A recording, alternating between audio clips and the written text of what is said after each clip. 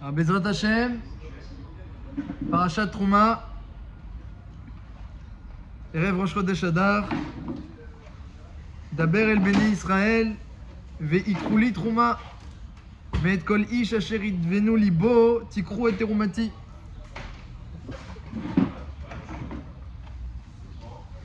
Vezot atrouma asher tikru meitam zav achesef unchoshet.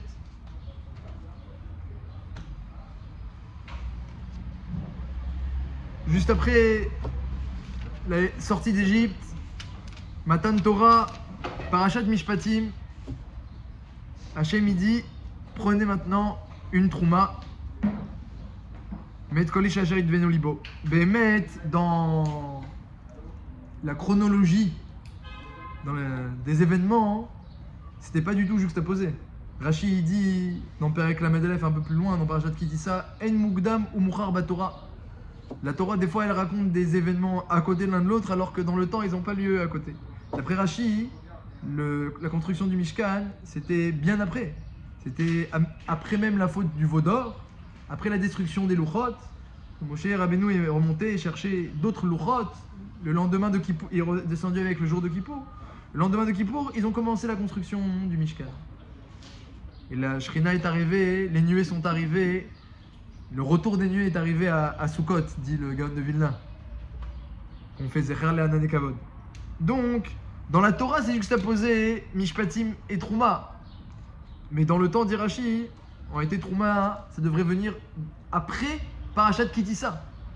C'est Shitat Rashi, le Ramban est Cholek, mais dans le Midrash, il y a plusieurs mashmaouyot comme Rashi. C'est marqué dans le Midrash, vous savez, ils ont amené de l'or. Il y a écrit Zot atrouma asher tikru za'av achesef unchoshet. Ils ont amené de l'or. Le Midrash il dit l'or qu'ils ont amené c'est mechaper la faute du Hegel. Et chaque chose qu'ils ont amené aussi il y avait une kapara mesouyemet. Alors on a mettre une juxtaposition intéressante. La Torah l'a dit mishpatim trouma. On met les deux à côté.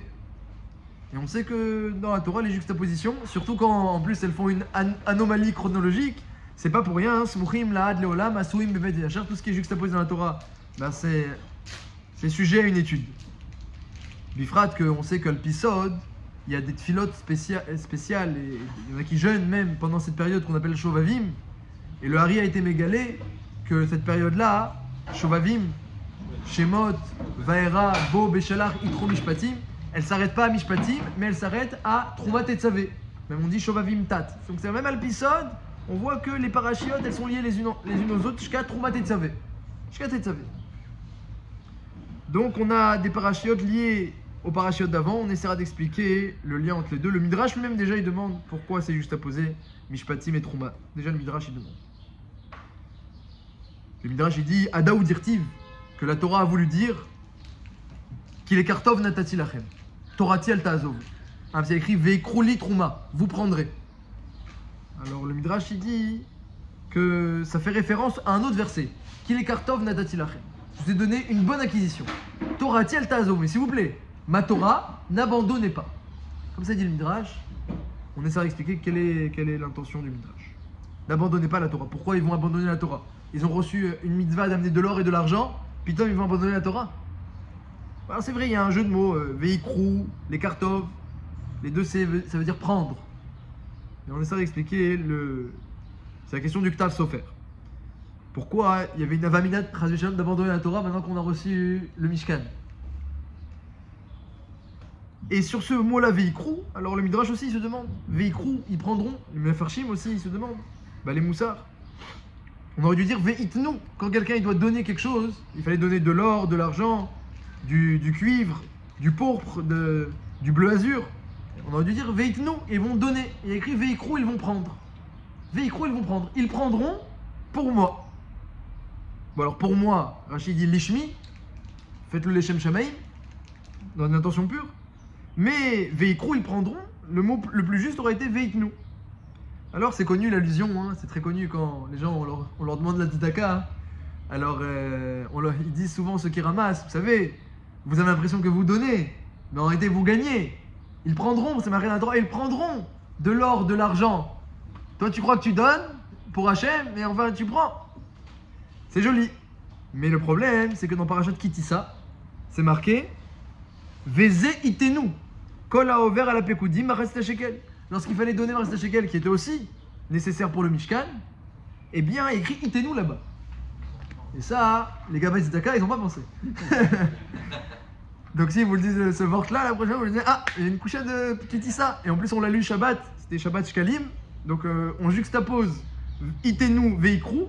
Donc mamash, le même Shabbat, on a eu une stira entre la paracha du matin et la paracha de l'après-midi. Est-ce que donner pour le Mishkan, c'est une lekicha, c'est une prise, Veikrou?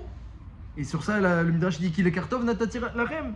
Vous avez fait une bonne prise, Torah tiel ta'azovu, d'abord la Torah. Ou alors, Veitnu, ça s'appelle un don. Bémet, tu donnes. On parle pas de la même chose. C'est une très bonne question. Alors, Bémet, Rachitat Rashi, qu'on parle de la même chose. Parce qu'il y a écrit dans la Torah, Zav Kesef un Rochet, dans la parashat Trouma.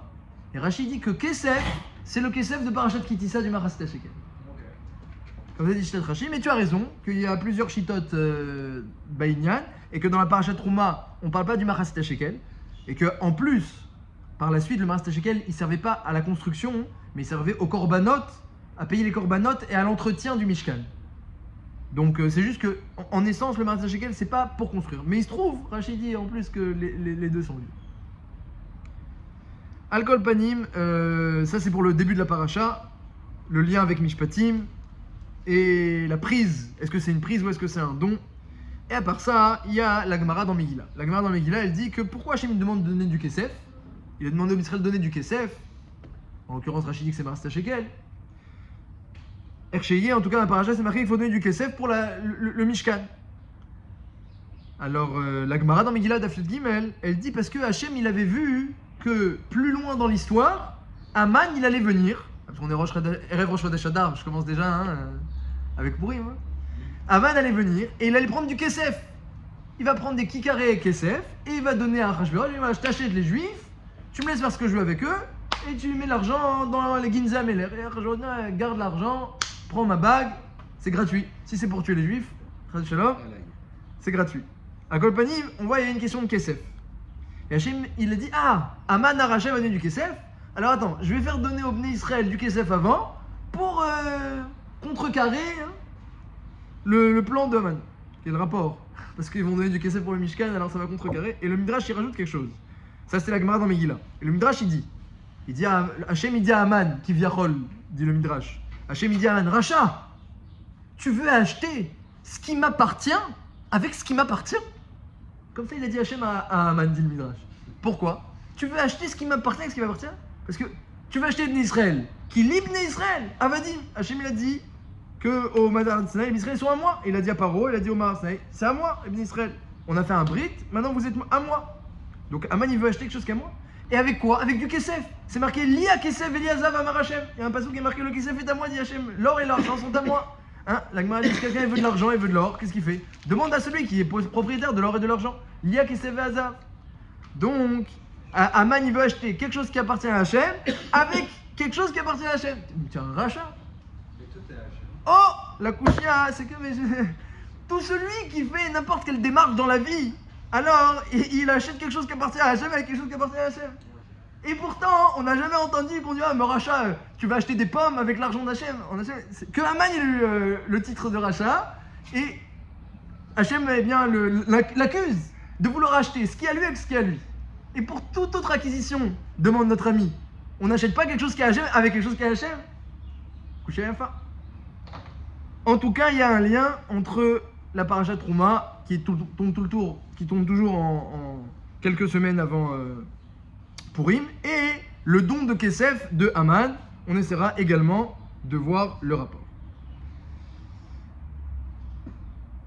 Alors, la Sgoula, une autre Sheila, on va finir avec cette Sheila-là, la grande Sgoula du Mishkan, c'est marqué dans le Midrash, mais c'est une preuve pour Rashi. Le Marloït Rashi Ramban, Rashi dit que le Mishkan, ça s'est passé bien après la faute du Vaudor. Le Ramban, il dit que non, que c'est oui dans l'ordre chronologique d'après le Ramban. Mais dans le Midrash, c'est Nira que le Mishkan, il vient en tant que Kapara. C'est connu, le Beth Amikdash, c'est un makom de Kapara, et le Mishkan, déjà, c'est un makom de Kapara. Heureux celui, dit la Gemara, qui habitait à Yerushalayim, qu'il dormait eh bien, avec plein de Averot, et il se levait blanchi de ses fautes.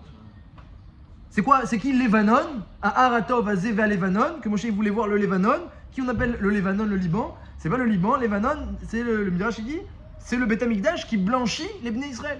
Donc il va dormir à Jérusalem, il se lève le matin, blanc de faute. Et le Mishkan aussi. Et c'est pas que les corbanotes, on aurait pu dire parce que oui, les corbanotes, l'homme il amène un corban, etc. Et ça lui fait une capara pour ses fautes. C'est pas que les corbanotes, parce que les corbanotes, déjà, c'est que certaines fautes spécifiques qui sont toutes mentionnées dans la Torah, et c'est vraiment pas la majorité des fautes, c'est plus une petite minorité. En plus, c'est que Béchogeg, et en plus, dans le Midrash, il est marqué que celui qui dormait à Jérusalem, il se levait blanc de faute. Machma, que c'était pas parce qu'il avait amené un corban, le fait même qu'il dormait à Jérusalem. Et puis dans le Midrash, il est marqué que la construction du Mishkan, c'est une capara, l'or pour l'or, et l'argent aussi en kofer nafsho, comme c'est marqué dans Parashat Kitissa, Zeitenu, kofer nafsho. Donc on voit que le Mishkan il amène une kapara. Et on essaiera de comprendre pourquoi, quel rapport. Le korban on peut comprendre parce que un homme il a fait une avera et donc quelque part par exemple il devrait être hayav, je sais pas, mita par exemple. Et donc Hachem dit écoute je prends le sang de l'animal à la place de ton sang. Et en plus l'homme il pose les mains sur le korban et il est mis de kaven que la bête elle part à sa place. C'est bidiouk une kapara, c'est un rachat avec un T. Il se rachète. Donc le korban oui, mais là on voit dans le Midrash sur Parashat Trouma que le fait même de construire le Mishkan, c'est une kapara. Ou le fait même, dit le Midrash aussi, d'habiter à Jérusalem, à l'époque du Beth Amikdash, c'est une kapara. Donc on essaiera de comprendre bidiouk comment le Mikdash il a porté la kapara. Donc on a posé plusieurs questions, le lien entre les parachiotes, Mishpatim, Trouma, ça c'est la shéla du Midrash et du Ramban aussi au début de la paracha. Et Veikrou, est-ce qu'on prend ou est-ce qu'on donne? Ici c'est marqué qu'on prend, mais dans Kitissa c'est marqué qu'on donne. On a demandé le sens du Midrash qui dit le pasuk Veikrou, Ada ou Dirtiv, fait référence à un autre verset. Qui les kartov natati elachem, vous avez fait une bonne prise. Les kartov, Veikrou, Torati el tazou, mais n'abandonnez pas la Torah. On essaiera de voir aussi le rapport, quel est le sens de ce Midrash. On a demandé comment notre argent à nous, il déjoue l'argent de Haman, du Kesef contre du Kesef. Et pourquoi Haman c'est un rachat? Parce qu'il veut acheter quelque chose qui appartient à Hachem avec quelque chose qui appartient à Hachem. Allez, tout celui qui veut acheter quelque chose, il est dans cette situation.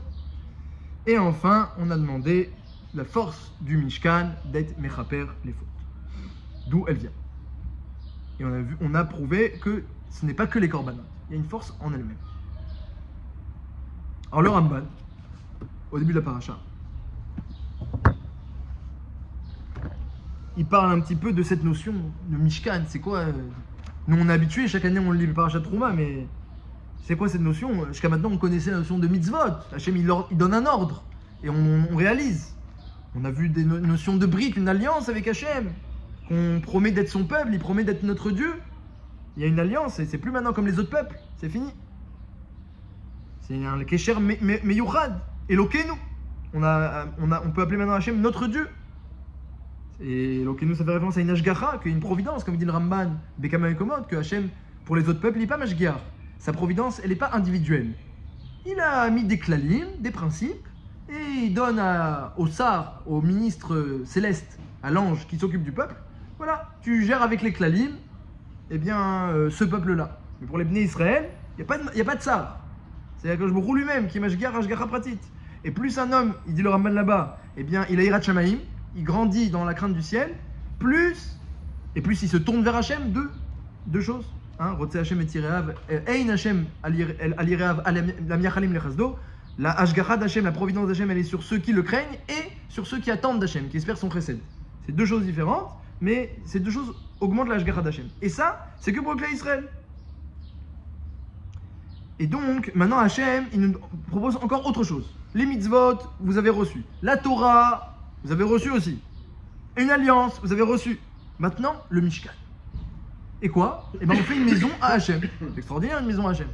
Et la Shrina, elle descend. Alors, le Ramban explique que, en réalité, c'était ça le but depuis le début. Depuis le début de la création même du monde. C'était ça le but, qu'Akash Baruch Hu, il habite en haut, qui viachol. Et il a créé un monde en bas. Et la Shrina, la présence d'Hachem, devait résider en bas. Il y a eu des fautes qui ont éloigné la Shrina, mais il y a eu les Avot, Avraham, Yitzhak et Yaakov, et ensuite, après eux, il y a eu des Tzadikim, Amram, Lévi, jusqu'à Moshe, qui ont descendu progressivement la Shrina de là où elle était jusqu'à venir sur terre. Et c'est quoi le but exactement?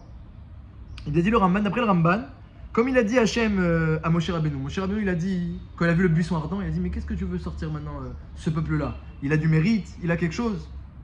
Et moi, est-ce que je suis Raoui de quelque chose? Alors il a dit, toi, tu seras mon envoyé, donc même si t'es pas Raoui, mais tu es mon porte-parole, donc moi je suis Raoui, dit Hachem. Et ce peuple-là, Asher Ta'avdoun et Elokim al Har Hazeh, ils vont me servir sur le Har Sinaï. Donc t'inquiète pas, la sortie d'Égypte, elle est justifiée. Alors Ramban dit que quand Hachem il dit que tout le but de la sortie d'Égypte c'est le Har Sinaï, alors on pourrait dire, bah c'est fini, voilà, le Har Sinaï c'est passé, Yitro, Mishpatim, c'est passé. Dit le Ramban que en réalité non. Akadosh Baruch Hu, il voulait maintenir la situation au Har Sinaï, maintenir pour les générations à venir. Qu'est-ce qui s'est passé au Har Sinaï? Eh bien, il y avait la parole d'Hachem. Hachem, il a enseigné la Torah au clan d'Israël. Certaines lois, on a entendu d'Hachem directement. Les autres, c'est Moshe qui a entendu et qui transmettait. Mais en tout cas, il y a eu la parole d'Hachem. Et il y avait la Shrina sur le Har Sinaï. Eh bien, dit le Ramban, le Mishkan, c'est le maintien de ce Kesher du Marais Har Sinaï. C'était tellement extraordinaire, le lien avec Hachem dans le Har Sinaï, la Choupa. C'est tellement extraordinaire la Choupa, que Hachem dit, écoute, la Choupa, c'est extraordinaire, mais on n'a qu'à faire une petite maison, et ce sera tout le temps la Choupa. Comme un homme, que la Gemara, elle dit, que quand il est Mekayem les lois de Nida avec sa femme, eh bien, chaque fois qu'elle devient Théora, c'est comme une Choupa Radasha. Et aussi, on fait ce que le Rav Dessler a dit, que le but des brachot qu'on fait au Khatan et à la Kala, Samar Tessamare Me'ahuvim, on leur souhaite la Simcha, et que chacun il donne du Nachatrouar, mais Samar Khatan et à Kala, c'est pas que pour la semaine des Shua Brachot, dit Rav Dessler, c'est pour toute la vie. Après, il faut entretenir la volonté de être Mesamer et Hacheni. Voilà. Mais et ça, c'est un sujet comme on entretient, un sujet bifnatement, il faudrait un cours chelem. Et Al-Kol Panim, Doumia Dezé, c'est auto d'avoir avec Akadosh Baruch Hu. Il y a eu un kesher très fort qui s'est passé au Har Sinaï. Hachem, il a fait une choupa, il a retourné au Har Sinaï, il y a une choupa. Et Akadosh Baruch Hu dit, j'aimerais bien qu'on entretienne ce lien ensemble. Oui. Mais est-ce que la Shekhinah d'Akadosh Baruch Hu, s'il veut avoir un lien très fort avec l'ensemble du peuple sans Betamikdash, il peut? Oui, en alors. quoi un Betamikdash, ça va renforcer? Il a fait. Alors ça c'est ce que vous demandez, c'est un peu la Sheila du Sforno, que lui et du Kliyakar aussi, Meramez, que eux, il y en a qui sont toanim, que les Fishitat Rashi, il y en a qui disent que à la base, eh bien, chacun devait avoir la Shrina dans sa maison, sans arriver à avoir besoin d'un Mikdash. Et le Shulchan, ce serait Bimkom à Shulchan, et les Nerot, Bimkom à Enora, et la Torah, Bimkom à Aaron. Et les Krouvim, c'est l'homme et la femme. Et la Shrina, elle est dans le milieu. Mais à cause de la faute du Hegel, on n'a pas pu avoir ce niveau-là. Ou Bechol Makom Asher Askir et Shemi, Avo Elecha Be'articha, que chaque endroit où on prononce la parole d'Hachem, la Shrina, elle vient mamash. On n'a pas pu. Donc il y a un endroit. Mais ça reste, disent les Mefarshim, que le Tachlit, c'est Veshachanti Betocham. Ve'asuli Mikdash, faites-moi un Mikdash, Veshachanti Betocham, je résiderai en eux, pas en lui. D'après Rashi, voilà. Ce que je vous réponds à votre couchia d'après Rashi. Et le Sforno qui pense comme Rashi. Le Ramban, il pense que le Mishkan, c'est un but en soi, avant même le Hegel, et que c'est passé, même ça s'est passé avant. L'ordre du Mishkan, il est dans. Oui, l'ordre de la Torah. Mais il n'y a pas d'ordre, dit le Ramban, c'est seulement quand c'est marqué dans la Gemara que tu peux le dire. Mais quand c'est pas marqué dans la Gemara, tu peux pas venir de toi-même et dire ça s'est passé avant, ça s'est passé après. Et comment alors on peut justifier qu'ils disent que c'est un petit coup le Mishkan sur le Hegel? Et ben lui dit que c'est pas vrai. Il dit que c'est pas un tikkun. Rashi. Et Cholek. Donc Al-Kol Panim, j'ai répondu à la question d'après Rashi. Et on peut dire aussi que Vadaï qu'il y aura, comme c'est marqué dans la Gemara dans les Bamot d'Afsamerbet, que dans tout couple qui sont Zochim, chaque couple qui est méritant, eh bien la Shrina elle réside dans leur maison. Comme ça c'est marqué dans la Gemara dans les Bamot, que Hachem il a pas mis pour rien le Yud dans Ish, il n'a pas mis pour rien le E dans Isha, c'est parce qu'il doit y avoir la présence d'Hachem. Et s'ils ont fait une Ktuva, alors ça complète. Ktav, il y a Vavke. Grâce à Ktuva, c'est Ktav Vavke. Ça veut dire tu rajoutes à l'homme et à la femme Vavke. Donc il y a le nom d'Hachem entier, Yudke Vavke. Un homme et une femme ils se marient, ils sont méritants, il y a Yudke Vavke. Mais s'ils se marient avec une Pilakshim, avec des Pilakshim, sans Ktuva, alors Plagshem, il n'y a que Yudke.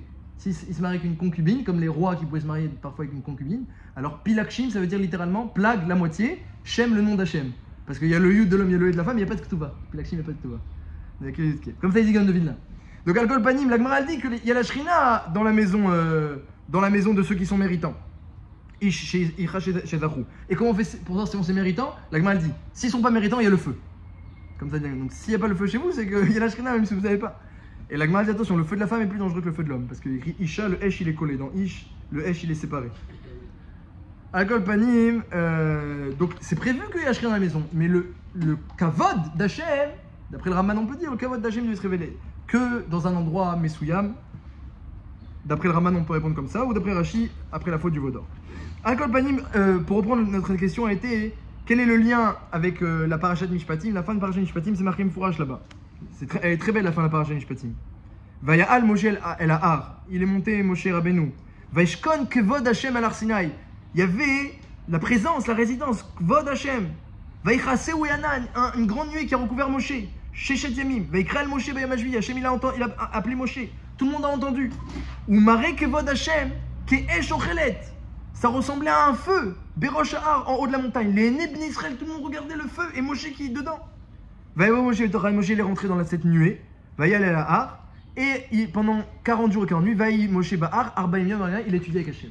Qu'est-ce qui s'est passé au Har Sinaï? Nous dit la parashat Mishpatim. Un pasouk avant Veikrouli Trouma. Regardez comment c'est que c'est posé. Qu'est-ce qui s'est passé? Il y avait la présence d'Hachem et une étude avec Moshe. Dit le Ramban, c'est ça le Mishkan. C'est la présence d'Hachem et une étude avec Moshe. Qu'est-ce qui se passait dans le Mishkan? Be'oel Moed, Moshe il allait, il écoutait les lois d'Hachem. Parce qu'il y a eu une première série de lois qui a été donnée à Sinaï, mais il y a une nouvelle série qui a été donnée à Moed. Une répétition avec des Tosafot qui étaient dans le Mishkan. Et donc il y avait la présence d'Hachem et le Dibour, c'est exactement le Har Sinaï. Donc on continue le Har Sinaï. On continue. Hachéla, comment mériter cela? Et on voit, il dit le Raman, c'est pas Pachout. Hachem, il s'est éloigné. Sa Shrina, avec le temps, elle s'est éloignée de la terre. Et après, par le Srout d'Avot, de Lévi, de Amram, de Moshe, elle est redescendue. Mais comment on fait Bidiouk pour mériter la Shrina? Eh bien ça, disent les Mefarshim, c'est Bidiouk la parashat Trouma. La parashat Trouma, elle nous décrit, il y a plein de détails techniques, mais elle nous décrit comment on fait pour mériter la Shrina. Comme Moshe il a dit quoi, toi tu vas descendre Hachem maintenant dans la Shrina, tu vas descendre toi dans une petite maison comme ça. Et Hachem lui dit écoute, prends ton cuivre, ton or et ton pourpre, toi tu fais ce que je te demande et moi je m'occupe de ma Shrina. Occupe-toi de tes samamanim, atab et samamanim, vani im shrinati, im vodi. Donc toute la paracha, elle tourne autour de cela, comment faire descendre. Et le Siftei Chaim, il remarque que si on regarde bien un peu le fil conducteur de toute la paracha, eh bien, ce qui ressort le plus, c'est la Nedava. C'est le fait que les Juifs, ils doivent prendre quelque chose. Veikrouli Trouma, ils doivent prendre Me'et Kol Ish Asher Idevenu Libo. Chaque homme qui a un élan de cœur. Ensuite, c'est marqué dans la suite de la paracha, Kol Ish Asher Nesa'o Libo. Un homme qui a eu une élévation de cœur. Nadvarucho. Il y a marqué aussi un homme qui a eu un esprit qui l'a poussé. Il y a écrit sur les femmes qu'elles étaient Kol Nedivlev, Kol Nashim Nedivlev. Donc on voit dans la paracha Ish Veisha Asher Nadav Libam. On voit dans la paracha une grande répétition de la notion de élan de cœur et de Itorerut, de réveil de cœur et de élévation et d'élan. Et celui qui donne pas dans cet élan et dans cette élévation, ben, il peut pas donner. Veikrouli. Davka si c'est l'ishmi. Davka c'est l'ishmi. Alors, le Midrash, il explique un petit peu. Il y a un Midrash qui dit, il rapporte un pasouk d'Ivrei Ayamim. Là-bas, c'est marqué dans d'Ivrei Ayamim. David Amelech, il dit que Mimcha Akol, Hachem tout appartient. Hachem tout appartient. Ou Miyatra Natanulach. Et donc, quand on te donne quelque chose qui t'appartient. Mimcha Akol ou Miyatra Natanulach. Comme fait dit le Midrash. Comment on fait pour donner à Hachem? C'est impossible, tout lui appartient. Mimcha Akol. Alors qu'est-ce qu'on fait? Miyatra Natanulach. On te donne quand même ce qui t'appartient. Mais alors on pourrait se demander, qu'est-ce que Béhémet, comment on peut contribuer à quoi que ce soit pour Hachem? Et c'est pour ça que la Torah nous précise, Béhémet, li, veikrouli. C'est vrai que tu peux rien donner à Hachem. Mais ce que tu peux donner, c'est l'intention. L'intention que tu peux donner à Hachem. Quelqu'un il vient à la choule le matin, est-ce que son corps il est à lui pour venir à la choule? C'est pas à lui. Ses pieds, c'est pas lui. La force de marcher, c'est pas lui. Hein, tu le dis ce matin, tu dis Roka arrête la maïm, amechin mitzad degaver, je peux marcher, c'est pas grâce à moi. La terre elle est ferme, Roka arrête la maïm, c'est pas grâce à moi. J'ai eu de la force pour marcher, Anotel Nayev Kohar. Ah, j'avais des habits, Malbish Arumim. Ah, mais j'étais debout, Vokev Gefoufim. Alors, où est ton strout? Qu'est-ce que t'as donné ce matin à Hachem pour venir à la choule? Bah, que l'élan de cœur. Même te réveiller, c'est Hachem qui donne les forces pour te réveiller. Même le réveil, c'est Hachem qui donne. Alors qu'est-ce que tu appartient? L'élan de cœur. Avec combien de cœur tu es venu? Hein, c'est un peu ce que dit le Midrash, que Moshe Rabbeinu il a demandé à Hachem, mais qu'est-ce que tu veux qu'on donne comme kesef pour le Mishkan? Hachem lui a montré une pièce en feu dans le ciel. Zeitenu. Parachat qui c'est ça qu'on a lu Shabbat. Zeitenu. C'est une pièce en feu. Tu veux dire, Khatam Sofer il dit, c'est-à-dire ils peuvent donner que le feu qui est dans la pièce. L'argent, ils peuvent pas donner. Mais dans l'argent, tu vois pas, il y a un feu. C'est l'élan que tu mets pour donner. Ça, ils peuvent donner. Moshe Rabbeinu a dit, qu'est-ce qu'on donne? Hachem il a montré le feu. L'argent, tu peux pas donner, ça me appartient.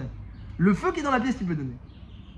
Et c'est tout ce qu'Hachem demande, comme on voit dans la paracha. Ce que je demande, c'est cet élan, c'est ce réveil. Et c'est pour ça que c'est indispensable. C'est indispensable. Si c'est pas l'ishmi, on peut pas participer. D'ailleurs, les Farshim disent que la Gemara est dans la Lachot, que si quelqu'un, Nagid, il était Cheresh au Katan, ou qu'il ne s'est pas donné dans une bonne intention, il n'avait pas les capacités dans une bonne intention, mais il n'est pas tout. Il n'a pas la mitzvah. D'Afka quelqu'un il a le da'at maspik pour donner à Hachem, eh bien, il a le droit de participer à la mitzvah. On parle de shekel? On parle de tout, Bémet. Et Zav, Achesef, on crochet de la paracha, et Marasta Shekel. Marasta Shekel, de toute façon, là-bas, c'est marqué que c'était pour Ben Esrim Shana Vamala. Mais ici, c'est pas marqué, Ben Esrim Shana Vamala. C'était pas un minyan, là-bas, c'était pour faire un minyan. Ici, c'est pas pour faire un minyan. Et bien, quand même, c'est marqué dans le Rambam, dans la Lachot, que quelqu'un qui est Cheresh ou Katan ou Choté et qui n'est pas capable de faire un don Shalem, il est pas tout. Et même quelqu'un qui est capable, mais il y avait un effort à faire, un effort de cœur à faire. Et ça, tout ce que Hachem il demande dans la paracha, faites cet effort de cœur. C'est Titorerut. S'il y a un réveil de cœur, il y a un élan, alors vous aurez donné quelque chose. Et en fait, et ça maintenant le sod, c'est que si l'homme il a cet élan de cœur, en réalité Hachem il n'a pas besoin de l'or et de l'argent comme on a dit, et du pourpre. Tout lui appartient, il n'a pas besoin. Il aurait pu trouver ça autrement qu'Hachem, il n'a pas besoin. Mais nous on a besoin, pour qu'Hachem il soit d'accord de se rapprocher de nous, nous on a besoin d'avoir un élan et de se rapprocher d'Hachem. On a demandé, la Shrina elle va venir, mais par quel mérite va venir la Shrina? Tu veux que la Shrina elle vienne, par quel mérite? Pourquoi Hachem va se rapprocher? La réponse elle est évidente. Hachem il va se rapprocher que parce que toi tu te rapproches de lui. Si toi tu te rapproches de lui, Hachem il se rapproche de toi. Ça marche toujours comme ça. Donc en réalité, dans la Torah tu lis, c'est Nira, il faut donner de l'or et de l'argent pour construire le Mishkan. Mais la traduction des versets c'est et un élan de cœur vers Hachem pour qu'Hachem il puisse faire venir la Shrina auprès de toi. C'est comme ça qu'il faut lire les versets. Shekel, c'est Kimatriagan, Nefesh. Alors là-bas, oui, c'est un kofer nafsho. C'est kofer nafsho. Alors on va arriver, on a posé une question, on a demandé, alors, il y a écrit ici, veikrou, ils prendront. Et il y a écrit là-bas, veiknou, ils donneront. On a demandé cette question, on a demandé pourquoi c'est différent. Alors, il y a une grande différence entre les deux parachiotes, entre Parashat Trouma et Parashat Kitissa, bien que les sujets sont proches, les deux c'est pour participer au Mishkan, mais il y a une grande différence. C'est que la Parashat Trouma, le but, c'est de faire venir la Shrina. La Parashat Kitissa, le but, c'était de faire un minyan, il fallait compter les Bnei Israël, et qu'il y ait un kofer nafsho, il fallait qu'il y ait un kofer, qu'il y ait un rachat avec un T, il fallait racheter les Bnei Israël, c'est une kapara. Et au contraire, et ça qui était difficile, j'ai vu dans les Mefarshim, le Octave Sofer notamment, et le Khatam Sofer aussi, ils disent que Hachem il a dit, vous savez, donnez pour moi, hein, donnez pas pour une autre intention, donnez pour moi. Ils demandent, mais pourquoi? Quelle autre intention les Bnei Israël pourraient donner le Marasta Shekel ou le Zav Achesef ou une Crochet? Pourquoi on va mettre du pourpre et de l'or et du cuivre pour Hachem si ce n'est que pour lui? Hachem dit attention, hein, donnez pour moi. Mais pour qui alors on va donner? Ah, peut-être pour avoir une récompense. Quelle récompense? On est dans le désert, on a la manne, on a le puits de Myriam, il y a les colonnes de l'huée, il n'y a rien. La matière, elle n'est pas présente ici. Il n'y a que nous et Hachem. Pourquoi on aurait une envie de donner chez l'Olishma, pas dans une intention pure? C'est impossible a priori. Un matzav, les Bnei Israël qui sont dans le désert avec les colonnes de nuée, ils ont la manne, ils ont l'eau, ils peuvent donner que dans une intention pure. Si on est dans l'optique que c'est anti-Koun. Ah, magnifique. Et ils répondent comme vous. Ils répondent, le Khatam Sofer avec Tav Sofer, que les Bnei Israël, ils auraient pu avoir une kavana personnelle et égoïste, mais c'est déjà une madriga, de vouloir donner pour avoir une kapara. Ils voudraient peut-être, les Bnei Israël, se racheter de leurs fautes. Ils ont fait des fautes, que ce soit le Hegel ou d'autres fautes, et ils savent que le Mishkan, ça excuse les fautes. Ah, extraordinaire, on va amener de l'or et de l'argent et du cuivre et on va avoir une super kapara. Et en plus on aura le Mishkan après et il y aura une kapara quotidienne. Mais ça se rapprocher d'Hachem. Et ça c'est aussi une kavana positive, mais c'est pas pour Hachem, c'est pour toi. Et ça, c'est exactement la différence entre Veikru et Veitnu de Kitissa. Dans Kitissa, eh bien, la Torah, elle parle d'émettre une kapara, Kofer Nafsho. Donc là, c'était pas dérangeant hein, que ce soit l'Olishma. La Torah n'a pas demandé d'amener les Shem Shamaim. Donc là-bas, à Bémet, on parle de Netina. Tu viens, tu donnes. C'est quoi donner? Quelque chose qui m'appartient. Ça m'appartient et je donne. Ça veut dire c'est un élan personnel. J'ai quelque chose et je vais le donner parce que j'ai besoin. Mais là, Hachem dit non, Veikru, rien n'est à toi. Je veux que ton cœur. Je veux que ton cœur. Quand c'est pour la Shrina, l'Ishmi, rien ne t'appartient. C'est pas un don de quelque chose qui t'appartient. C'est pas ça ce qu'on te demande. Il faut pas penser à la capara personnelle. Veikru, je veux que tu prennes quelque chose qui m'appartient et les Shem Shamaim, tu vas m'amener ce qui m'appartient. C'est que du cœur que Hachem demande dans cette paracha. Parce que c'est pour faire venir la Shrina.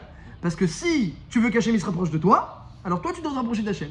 Mais quand quelqu'un il a une kavana, qu'il veut expier ses fautes, etc., c'est déjà bien. Mais c'est pas un élan vers Hachem. C'est un élan vers lui-même. Et c'est déjà très bien. Hein, et d'abord, pitié de ton âme. Et des gens, ils n'ont même pas pitié de leur âme. Ils sont comme un aveugle qui marche près d'un fossé, dit le Meslat Yesharim. Réfléchis un petit peu, déjà, aie pitié de toi-même. Mais après, quand quelqu'un il a compris ce qui est bon pour lui, il y a un niveau plus élevé qui est de le faire pour Hachem.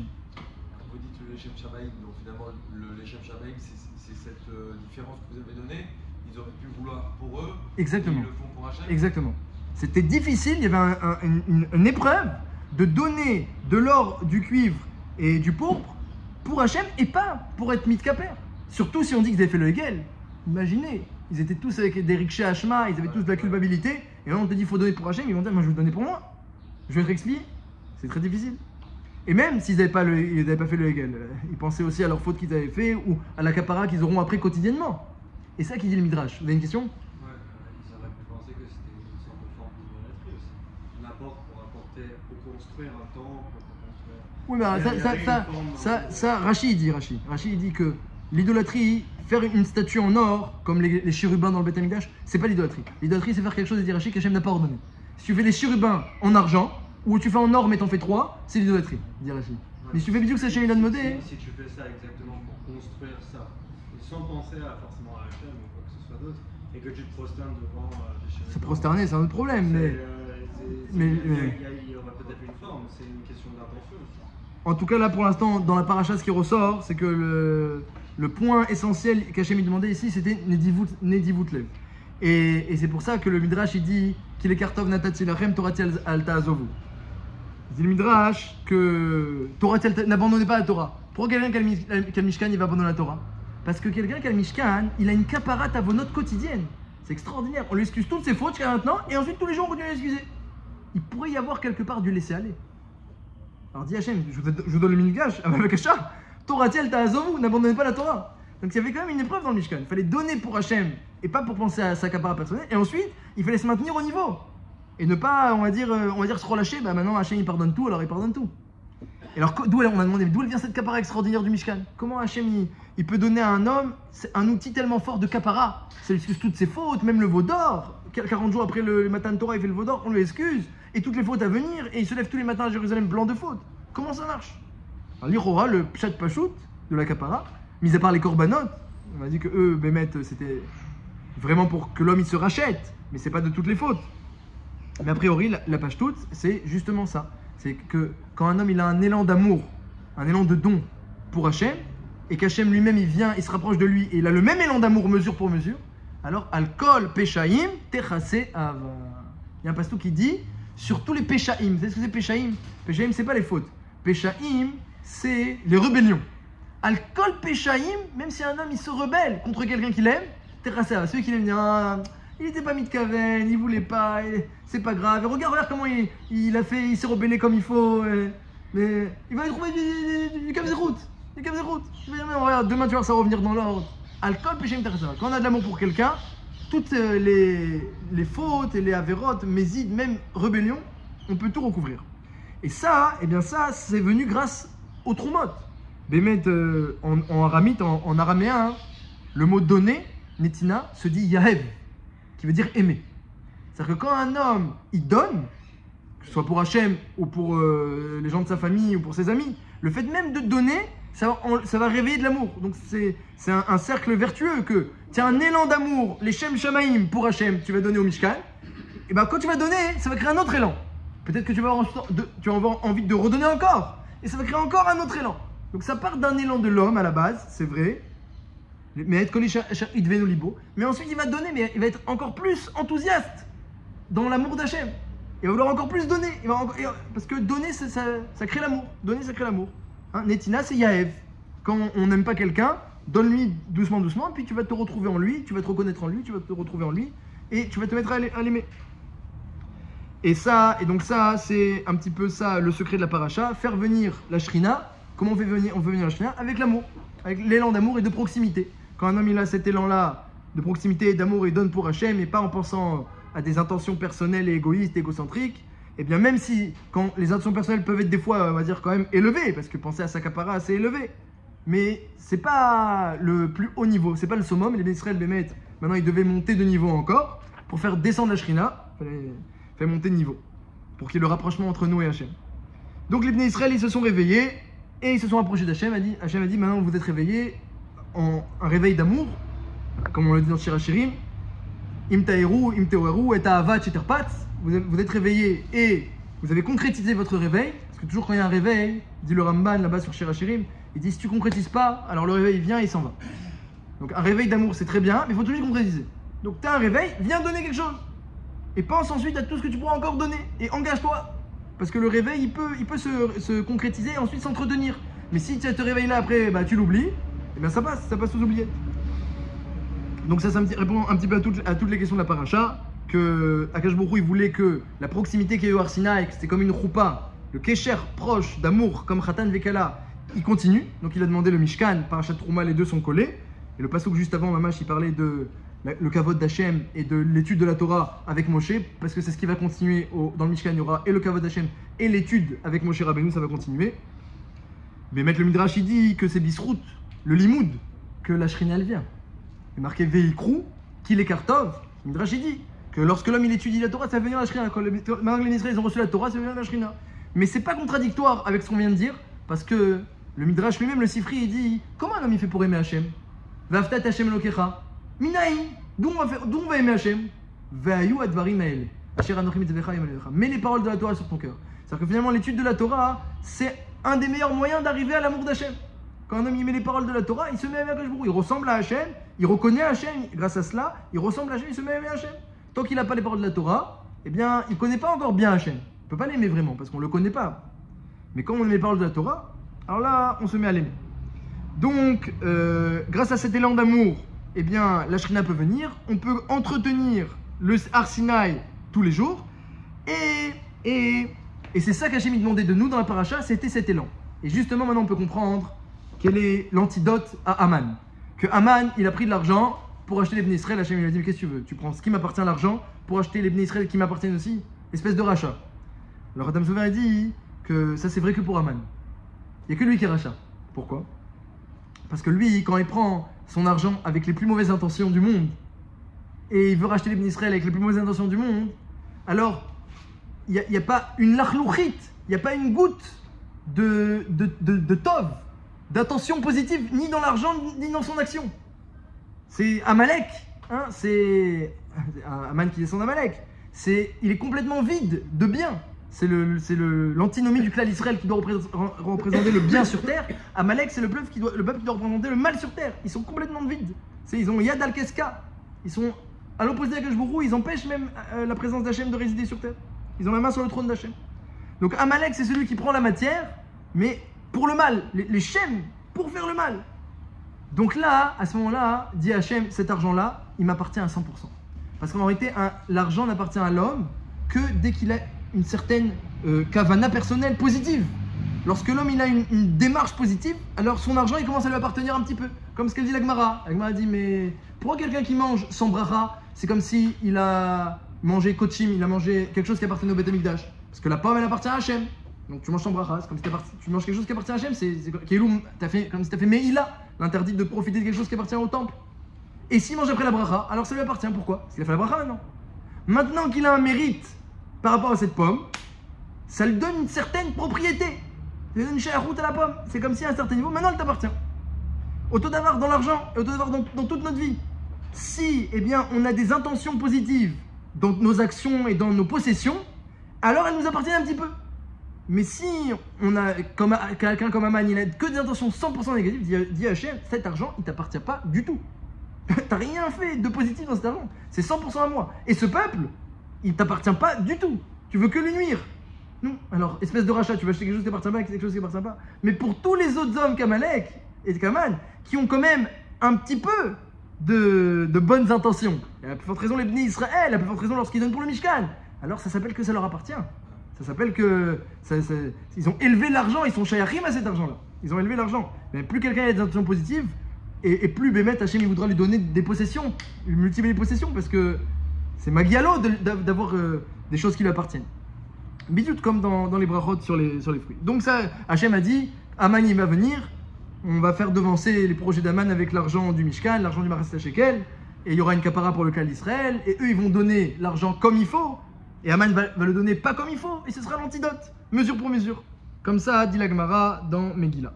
Donc on a un petit peu répondu le yesod de la paracha, on a compris pourquoi on parle d'élévation de cœur, de réveil de cœur, on a compris Veikrou, c'est quoi la différence avec Kitissa, que là il fallait donner que de l'amour, donc on ne parle pas de possession, on parle que d'amour.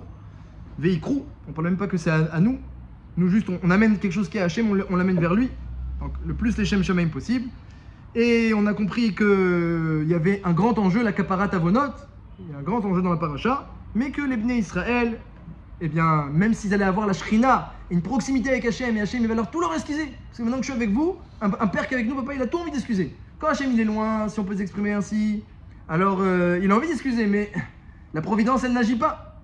Hein? Tenu os l'Elokim, donner de la force à Hachem pour agir. Si Hachem il est loin, il ne peut pas agir. Mais quelqu'un qui il est proche d'Hachem, il se tourne vers Hachem, il donne la force à Hachem, Hachem il est prêt, il ne veut que l'excuser, il ne veut que l'aider.